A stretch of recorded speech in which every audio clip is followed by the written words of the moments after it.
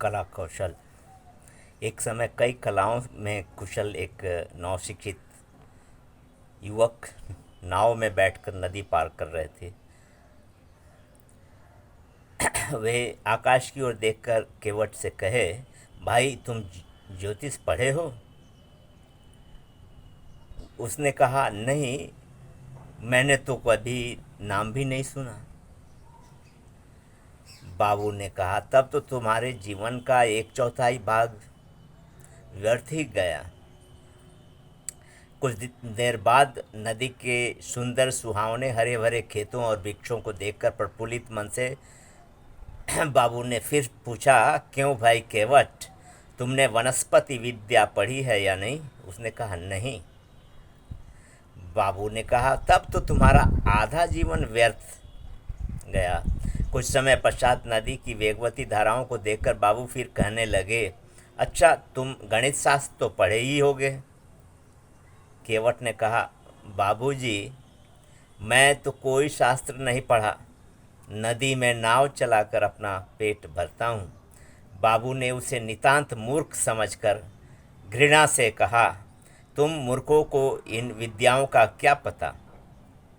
तुम्हारे जीवन के 3 भाग इसी प्रकार नष्ट हो चुके। इस तरह बातचीत हो रही थी कि अकस्मात तूफान आ गया। नदी की तरंगे उछल उछल कर आसमान से बातें करने लगीं। नैया डगमगाने लगी।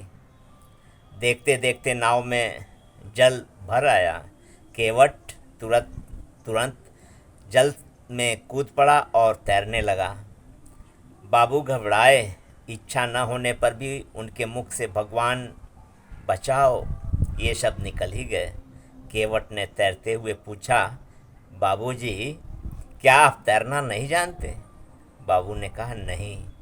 केवट ने सहानुभूति के साथ कहा, बाबू, तब तो गजब हो गया, आपका संपूर्ण जीवन ही नष्ट हुआ। भगवान का स्मरण कीजिए।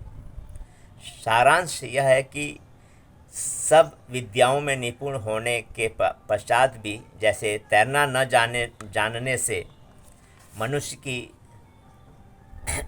मृत्यु हो जाती है, नदी के गर्भ में डूबना पड़ता है, वैसे ही संसार की कोई भी कला या शिक्षा हमें इस दुख सागर से यथार्थ में कभी नहीं बचा सकती। इसलिए उनका अभिमान करना व्यर्थ और मूर्खता पूर्ण है। जिस कला के अभ्यास से हम इस अगाध भवसागर से तरकर पाप, ताप, शोक, संदेह और रोग मृत्यु के प्रबल बंधन से सदा के लिए मुक्त नहीं हो सकते हैं, उसी कला को सीखना मनुष्य जीवन का ध्येय है और वह कला तर्क से कभी नहीं मिल सकती। इसी कला का नाम सात्विकी बुद्धि या श्रद्धा भक्ति है। इसी से मनुष्य सत्य के यथार्थ स्वरूप को या परमात्मा के तत्व को ठीक प्रकार जानकर दुखों से छूट सकता है।